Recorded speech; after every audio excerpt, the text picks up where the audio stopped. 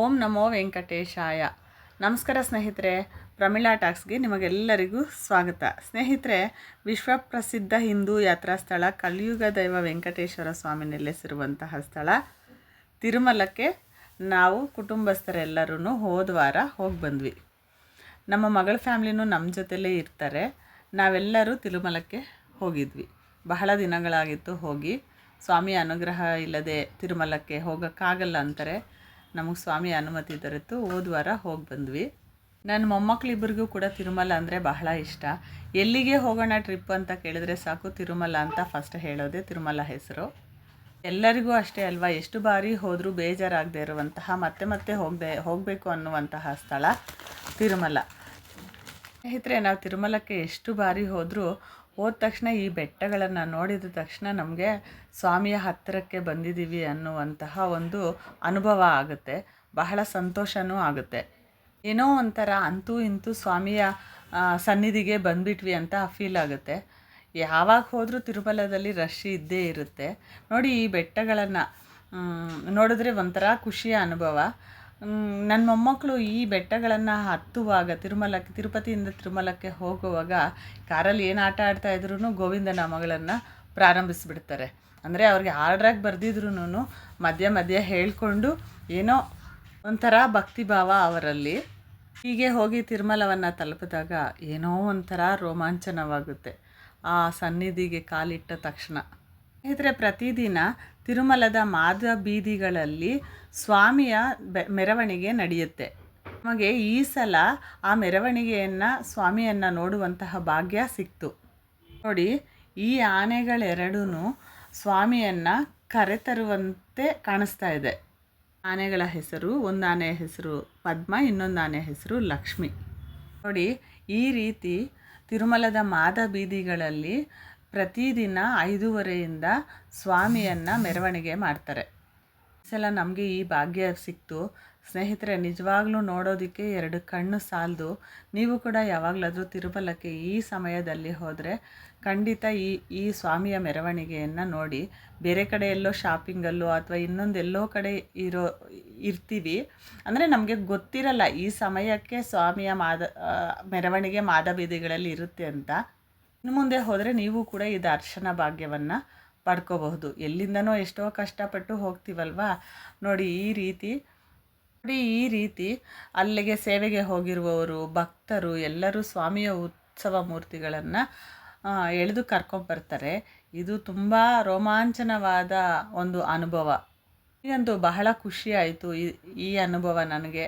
ಸ್ನೇಹಿತರೆ, ಇನ್ನು ಮುಂದೆ ನೀವು ಈ ಸಮಯದಲ್ಲಿ ತಿರುಮಲದಲ್ಲಿದ್ದರೆ ಖಂಡಿತ ದೇವಾಲಯದ ಮುಂದೆ ಇದ್ದು ಸ್ವಾಮಿಯನ್ನು ದರ್ಶನವನ್ನು ಮಾಡ್ಕೋಬಹುದು.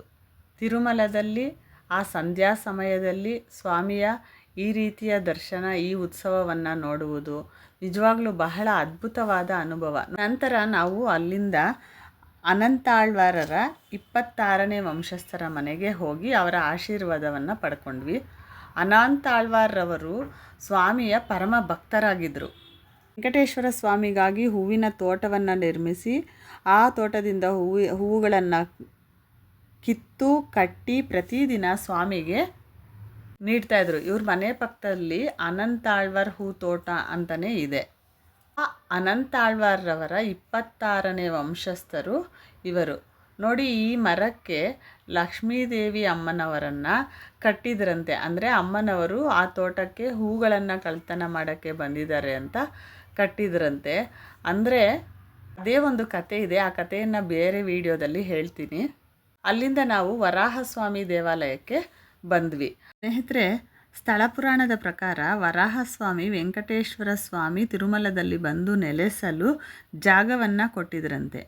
ಅದಕ್ಕಾಗಿ ವೆಂಕಟೇಶ್ವರ ಸ್ವಾಮಿ ವರಾಹಸ್ವಾಮಿಗೆ ಹೇಳಿದ್ರಂತೆ, ನನ್ನ ಭಕ್ತರು ನನ್ನನ್ನು ದರ್ಶಿಸುವ ಮೊದಲು ನಿನ್ನನ್ನು ದರ್ಶನ ಮಾಡಿಕೊಂಡ ನಂತರವೇ ನನ್ನನ್ನು ದರ್ಶನವನ್ನು ಮಾಡ್ಕೊಳ್ತಾರೆ ಅಂತ ಒಂದು ನೋಟ್ ಬರ್ಕೊಟ್ಟಿದ್ರಂತೆ. ಈ ರೀತಿ ಬರ್ಕೊಟ್ಟಂತಹ ನೋಟು ಇವಾಗಲೂ ಕೂಡ ತಿರುಮಲ ಮ್ಯೂಸಿಯಂನಲ್ಲಿ ಇದೆಯಂತೆ. ನೀವು ಯಾವಾಗಲಾದರೂ ಹೋದರೆ ನೋಡಿ. ಹೌದು ಸ್ನೇಹಿತರೆ, ನಾವು ಮೊದಲು ವರಾಹಸ್ವಾಮಿಯ ದರ್ಶನವನ್ನು ಮಾಡಿಕೊಂಡ ನಂತರವೇ ವೆಂಕಟೇಶ್ವರ ಸ್ವಾಮಿಯನ್ನು ದರ್ಶನ ಮಾಡಿಕೊಂಡ್ರೆ ನಮ್ಮ ಬೇಡಿಕೆಗಳು ಈಡೇರುತ್ತೆ ಅಂತ ಸ್ಥಳ ಪುರಾಣ ಹೇಳುತ್ತೆ.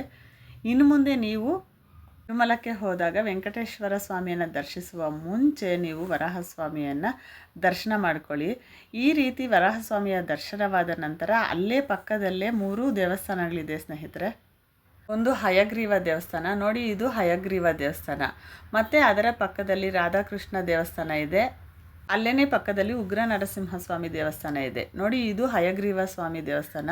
ಇಲ್ಲಿ ಎಲ್ಲೂ ವಿಡಿಯೋಗಳನ್ನು ತೆಗಿಯೋಕ್ಕೆ ಬಿಡೋದಿಲ್ಲ. ನೀವು ಇನ್ನು ಮುಂದೆ ತಿರುಮಲಕ್ಕೆ ಹೋದರೆ ಈ ದೇವಾಲಯಗಳಿಗೂ ಕೂಡ ಭೇಟಿ ಕೊಡಬಹುದು. ಅಂದರೆ ಈ ವರಾಹಸ್ವಾಮಿ ದೇವಾಲಯ ಇದೆ ಅಲ್ವಾ, ಅದರ ಪಕ್ಕದಲ್ಲೇ ಈ 3 ದೇವಾಲಯಗಳು ಇರುತ್ತೆ ಸ್ನೇಹಿತರೆ. ಪ್ರತಿ ಬಾರಿ ಹೋದಾಗಲೂ ಈ 3 ದೇವಾಲಯಗಳನ್ನು ದರ್ಶಿಸಿಕೊಳ್ಳುತ್ತೀವಿ. ಆ ಸಂಧ್ಯಾ ಸಮಯದಲ್ಲಿ ಸ್ವಾಮಿಯ ಸನ್ನಿಧಿಯಲ್ಲಿ ಆ ವಾತಾವರಣ ಬಹಳ ಆಹ್ಲಾದಕರವಾಗಿತ್ತು, ನೋಡೋಕ್ಕೆ ಬಹಳ ಅದ್ಭುತವಾಗಿತ್ತು ಆ ಅನುಭವ ಸ್ನೇಹಿತರೆ. ಇನ್ನು ಪುಷ್ಕರಿಣಿ ಬಳಿ ಬಂದಾಗ ತೆಪ್ಪೋತ್ಸವಕ್ಕಾಗಿ ಪುಷ್ಕರಿಣಿ ಸ್ನಾನಕ್ಕೆ ಯಾರನ್ನೂ ಬಿಡ್ತಾ ಇರಲಿಲ್ಲ ಸ್ನೇಹಿತರೆ. ನಾವು ಈ ಪುಷ್ಕರಿಣಿಯಲ್ಲಿ ಸ್ನಾನ ಮಾಡಬೇಕು ಅಂದರೂ ಸ್ವಾಮಿಯ ಅನುಗ್ರಹ ನಮಗೆ ಇರಬೇಕಂತೆ, ಸ್ವಾಮಿಯ ಅನುಮತಿ ನಮಗೆ ಇರಬೇಕಂತೆ. ನೋಡಿ, ನಾವೆಲ್ಲೆಲ್ಲೋ ಹೋಗಿ ರೂಮುಗಳನ್ನು ಮಾಡಿಕೊಂಡು ರೂಮುಗಳಲ್ಲಿ ಸ್ನಾನ ಮಾಡ್ಕೊಂಡು ಬರ್ತೀವಿ. ಆದರೆ ಕೆಲವರು ಪುಷ್ಕರಿಣಿಯಲ್ಲೇ ಸ್ನಾನ ಮಾಡಿ ಸ್ವಾಮಿಯನ್ನು ದರ್ಶನ ಮಾಡ್ತಾರೆ ಸ್ನೇಹಿತರೆ. ತಿರುಮಲದಲ್ಲಿ ಪುಷ್ಕರಿಣಿಯಲ್ಲಿ ಸ್ನಾನ ಮಾಡಿ ನಂತರ ವರಾಹ ಸ್ವಾಮಿಯನ್ನು ದರ್ಶನ ಮಾಡಿಕೊಂಡು ಆ ನಂತರ ವೆಂಕಟೇಶ್ವರ ಸ್ವಾಮಿಯನ್ನು ದರ್ಶನ ಮಾಡಿಕೊಂಡ್ರೇ ನಮ್ಮ ಬೇಡಿಕೆಗಳು ಈಡೇರುತ್ತೆ ಅಂತ ಸ್ಥಳ ಪುರಾಣ ಹೇಳುತ್ತೆ. ತಿರುಮಲಕ್ಕೆ ಹೋದರೆ ಒಂದು ಸಾಯಂಕಾಲ ಸುಮಾರು 1 ಗಂಟೆಯಿಂದ 3 ಗಂಟೆಗಳು ಸ್ವಾಮಿಯ ದೇವಾಲಯದ ಮುಂದೆ ಕೂತ್ಕೊಂಡ್ರೇ ಸಮಾಧಾನ.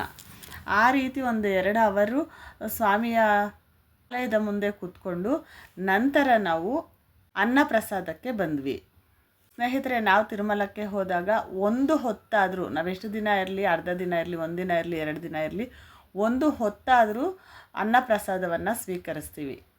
ಪ್ರತಿದಿನ ಸಾವಿರಾರು ಜನರಿಗೆ ನಿಜವಾಗ್ಲೂ ಅಲ್ಲಿ ಅನ್ನಪ್ರಸಾದ ನೀಡೋದು ಬಹಳ ಮಹತ್ ಕಾರ್ಯ ಅಂತಲೇ ಹೇಳಬೇಕು. ಅಲ್ಲಿ ಅನ್ನವನ್ನು ಬಡಿಸುವಂತಹ ಸೇವಕರು ಅಷ್ಟೇ ಎಷ್ಟೊಂದು ನೀಟಾಗಿ ಸ್ವಚ್ಛವಾಗಿ ಇರುತ್ತೆ. ನಂತರ ನಾವು ರೂಮ್ಗೆ ಹೋಗ್ತಾ ಇದ್ವಿ. ಇನ್ನು ನನ್ನ ಮೊಮ್ಮಕ್ಕಳಿದ್ದಾರಲ್ವ, ಇವರಿಬ್ಬರು ಹೋಗ್ತಾ ಇರೋವಾಗ ಅಂಗಡಿಗಳನ್ನು ನೋಡಿ ಅವರ ತಾತನಿಗೆ ಆಟದ ಸಾಮಾನುಗಳಿಗೆ ಹಿಡ್ಕೊಂಡ್ರು. ಚಿಕ್ಕವನಿದ್ದಾನಲ್ವ, ಅವನು ಕೇಳಿದ್ದೆಲ್ಲ ಕೊಡಿಸಿದ್ರೇ ಅಲ್ಲಿಂದ ಬರೋದು. ಮಕ್ಕಳಿಗೆ ಅಲ್ಲಿ ಏನು ಬೇಕೋ ಅದನ್ನೆಲ್ಲ ಆಟದ ವಸ್ತುಗಳನ್ನು ತೆಗೆದುಕೊಂಡು ನಂತರ ಊಟ ಮಾಡಿದ್ವಲ್ವ, ಡೈರೆಕ್ಟು ರೂಮ್ಗೆ ಹೋದ್ವಿ. ಅಂದರೆ ನಮಗೆ ದರ್ಶನ ಇದ್ದಿದ್ದು ಮಾರನೇ ದಿನ ಬೆಳಗ್ಗೆ, ಆದ್ದರಿಂದ ಸಾಯಂಕಾಲ ವರಾಹಸ್ವಾಮಿಯನ್ನು ಎಲ್ಲ ದೇವಾಲಯಗಳಿಗೂ ಭೇಟಿ ಕೊಟ್ಟು ಮಕ್ಕಳಿಗೆ ಏನೇನು ಬೇಕೋ ಕೊಡಿಸ್ಕೊಂಡು ಪ್ರಶಾಂತವಾಗಿ ರೂಮ್ಗೆ ಹೋಗಿ ಮಲ್ಕೊಂಡು ಮತ್ತೆ ಮಾರನೇ ದಿನ ದರ್ಶನಕ್ಕೆ ಬೇಗ ಎದ್ದು ಬೇಗ ಸಿದ್ಧತೆಗಳನ್ನು ಮಾಡಿಕೊಂಡು ಬೇಗ ಎಲ್ಲರೂ ಸಿದ್ಧರಾಗಿ ದರ್ಶನಕ್ಕೆ ಹೋದ್ವಿ. ಇವರೆಲ್ಲರೂ ನೋಡ್ರಿ ಸ್ನೇಹಿತರೆ, ಬೆಳಗಿನ ಜಾವ ಅಥವಾ ಬೆಳಗ್ಗೆನೇ ವೆಂಕಟೇಶ್ವರ ಸ್ವಾಮಿ ದರ್ಶನ ಅಂದರೆ ಅದು ಒಂಥರ ರೋಮಾಂಚನಕಾರಿಯಾದ ಅನುಭವ, ಬಹಳ ಚೆನ್ನಾಗಿರುತ್ತೆ ಅದು. ನಮಗೂ ಬೆಳಗ್ಗೆ 6:30ಗೆ ದರ್ಶನ ಆಯಿತು ಸ್ನೇಹಿತರೆ. ದರ್ಶನ ತಿರುಮಲದ ಸ್ವಾಮಿಯ ದರ್ಶನ ಬೆಳಗ್ಗೆ ಆದರೆ ಆ ತಣ್ಣನೆ ಗಾಳಿ, ಆ ಸ್ವಚ್ಛವಾದ ದೇವಾಲಯ, ಆ ಊದುಬತ್ತಿ ಗಮ್ಮಲು, ಭಕ್ತಿ ಪರವಶರಾಗಿ ತೇಲಿ ಹೋಗ್ತೀವಿ. ಆ ಅನುಭವ ಬಹಳ ರೋಮಾಂಚನಕಾರಿ, ಬಹಳ ಅದ್ಭುತವಾದ ಅನುಭವ ಸ್ನೇಹಿತರೆ. ದರ್ಶನವಾದ ನಂತರ ಅಲ್ಲೇ ಪಕ್ಕದಲ್ಲಿರುವಂತಹ ಗೋಶಾಲೆಗೆ ನಾವು ಹೋದ್ವಿ ಸ್ನೇಹಿತರೆ. ವರಾಹಸ್ವಾಮಿ ಗೆಸ್ಟ್ ಹೌಸ್ ಪಕ್ಕದಲ್ಲೇ ಇರುತ್ತೆ ಇದು. ಲಕ್ಷ್ಮಿ ಮತ್ತು ಪದ್ಮ ಆನೆಗಳು ಇಲ್ಲೇ ಇರ್ತವೆ ನೋಡಿ. ಈ ಲಕ್ಷ್ಮಿ ಮತ್ತು ಪದ್ಮ ಆನೆಗಳಿಗೆ ಸ್ವಾಮಿಯ ನಾಮಗಳನ್ನು ಇಡ್ತಾ ಇದ್ದಾರೆ ನೋಡಿ. ಅವು ಅಲುಗಾಡ್ದಿರ ಎಷ್ಟು ಚೆನ್ನಾಗಿ ನಾಮಗಳನ್ನು ಇಟ್ಟಿಸ್ಕೊಳ್ತಾ ಇದ್ದಾವೆ. ನಂತರ ನಾವೆಲ್ಲ ಒಬ್ಬೊಬ್ಬರಾಗಿ ಆನೆಯಿಂದ ಆಶೀರ್ವಾದವನ್ನು ಪಡ್ಕೊಂಡ್ವಿ. ನಮ್ಮ ಮಕ್ಕಳು ಮೊದಲು ಹೋಗೋದಕ್ಕೆ ಮುಟ್ಟೋದಕ್ಕೆ ಭಯ ಪಟ್ಕೊಂಡ್ರು. ಆದರೆ ಅವು ಎಷ್ಟು ಸಾಫ್ಟಾಗಿರ್ತವೆ ಅಂದರೆ ಒಂದು ಚೂರು ಭಯವಾಗುವಂತೆ ನಡ್ಕೊಳ್ಳಲ್ಲ. ಅವು ಮಕ್ಕಳನ್ನು ಆಶೀರ್ವಾದ ಮಾಡ್ತಾ ಇದ್ದಿದ್ದು ಕೂಡ ಮಕ್ಕಳನ್ನ ಎಷ್ಟೋ ಪ್ರೀತಿಯಿಂದ ಆಶೀರ್ವಾದ ಮಾಡಿದಂತೆ ಅನ್ನಿಸ್ತಾ ಇತ್ತು. ನಂತರ ಇಲ್ಲಿಂದ ರೂಮ್ಗೆ ಹೋಗಿ ರೂಮ್ನ ಖಾಲಿ ಮಾಡಿಕೊಂಡು ನಾವು ಊರ ಕಡೆ ಹೊರಟ್ವಿ ಸ್ನೇಹಿತರೆ. ನನಗಂತೂ ಎಷ್ಟು ಸಾರ್ತಿ ತಿರುಮಲಕ್ಕೆ ಭೇಟಿ ಕೊಟ್ಟರು ಮತ್ತೆ ಭೇಟಿ ಕೊಡಬೇಕು ಅನ್ನುವಂತಹ ಸ್ಥಳ ತಿರುಮಲ. ಸ್ವಾಮಿಯ ದರ್ಶನವನ್ನು ಪಡೆದ್ವಿ ಅನ್ನೋವಂಥ ಸಂತೋಷ ಒಂದು ಕಡೆ ಆದರೆ ಇಲ್ಲಿಂದ ಹೋಗ್ತಾ ಇದ್ದೀವಿ ಅಲ್ವಾ ಅನ್ನುವಂತಹ ನೋವು ಇನ್ನೊಂದು ಕಡೆ. ಮತ್ತೊಮ್ಮೆ ನಿಮ್ಮ ದರ್ಶನ ಭಾಗ್ಯವನ್ನು ನೀಡು ಸ್ವಾಮಿ ಅಂತ ಸ್ವಾಮಿಯನ್ನು ಬೇಡ್ತಾ ಹೊರಟ್ವಿ. ಸ್ನೇಹಿತರೆ, ಒಂದು ಹೇಳೋಕ್ಕೆ ಇಷ್ಟಪಡ್ತೀನಿ, ನೀವು ಇನ್ನು ಮುಂದೆ ವರಾಹಸ್ವಾಮಿಯ ದರ್ಶನದ ನಂತರವೇ ವೆಂಕಟೇಶ್ವರ ಸ್ವಾಮಿಯನ್ನು ದರ್ಶನ ಮಾಡ್ಕೊಳ್ಳಿ. ಇದು ನಮ್ಮ ತಿರುಮಲದ ಅನುಭವ. ಸ್ನೇಹಿತರೆ, ನಿಮಗೆ ಈ ವಿಡಿಯೋ ಇಷ್ಟ ಆದರೆ ಒಂದು ಲೈಕ್ ಮಾಡಿ.